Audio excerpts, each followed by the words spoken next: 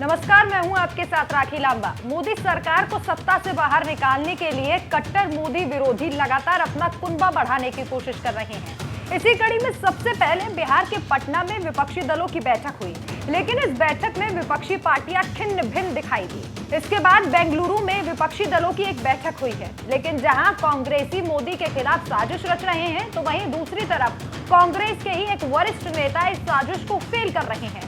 जहां कांग्रेस पीएम नरेंद्र मोदी की बुराई करते नहीं थकती, तो वहीं कांग्रेस के ही कुछ ऐसे नेता हैं जो नरेंद्र मोदी के काम की तारीफ करते नहीं थक रहे हैं। हम बात कर रहे हैं कांग्रेस के वरिष्ठ नेता शशि थरूर की। जहां बेंगलुरु में कांग्रेस पीएम नरेंद्र मोदी की हार की पटकथा लिख रही थी, तो वहीं कांग्रेस के नेता ने नरेंद्र मोदी की तारीफ में ऐसी बात कह दी जो कांग्रेस पार्टी को पचने नहीं वाली है। कांग्रेस के दिग्गज नेता शशि थरूर ने मोदी की तारीफ में खूब कसीदे पढ़े हैं। उन्होंने कहा है कि मोदी सरकार के पहले मुस्लिम देशों से भारत के रिश्ते इतने अच्छे कभी नहीं थे।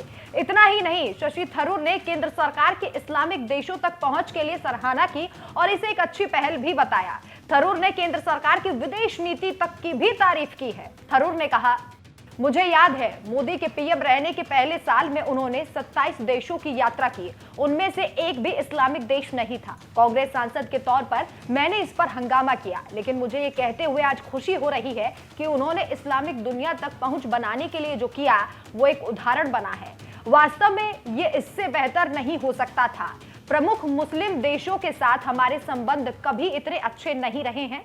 मैं अपनी शुरुआती आलोचना वापस लेकर बेहद खुश हूं। इतना ही नहीं, शशि थरूर ने पीएम नरेंद्र मोदी की विदेश नीति और G20 जैसे फैसलों की जमकर तारीफ की। उन्होंने कहा, G20 में भारत ने शानदार प्रदर्शन किया, विश्व अब भारत को नजरअंदाज नहीं कर सकता। पीएम नरेंद्र मोदी की विदेश नीति विकसित हुई है। शशि थरूर खुद विदेश मंत्री भी रह चुके हैं। वैसे आपको याद होगा कि कुछ महीने पहले जब कांग्रेस आलाकमान ने सर्वसम्मति से मल्लिकार्जुन खड़गे को कांग्रेस अध्यक्ष पद का प्रत्याशी बनाया था, तब थरूर ही थे जो कांग्रेस सुप्रीमो के फैसले को ना मानते हुए खड़गे के खिलाफ खड़े हुए थे। सिर्फ इतना ही नहीं, उन्होंने कांग्रेस प्रतिनिधित्व पर दोगले रवैये करने का आरोप भी लगाया था। इसके बाद अटकलें लगने लगी कि थरूर बीजेपी में शामिल हो सकते हैं। हालांकि थरूर की तरफ से इसकी कोई पुष्टि नहीं की गई थी। वहीं एक बार फिर से प्रधानमंत्री नरेंद्र मोदी की उन्होंने जमकर तारीफ कर दी है, जिसके बाद चर्चाओं का बाजार गर्म हो गया है। हालांकि इससे पहले भी थरूर पीएम नरेंद्र मोदी की तारीफ कर चुके हैं। संसद का शशि थरूर ने स्वागत किया था। वैसे आपकी इस खबर पर क्या राय है, हमें कमेंट करके जरूर बताएं। नमस्कार।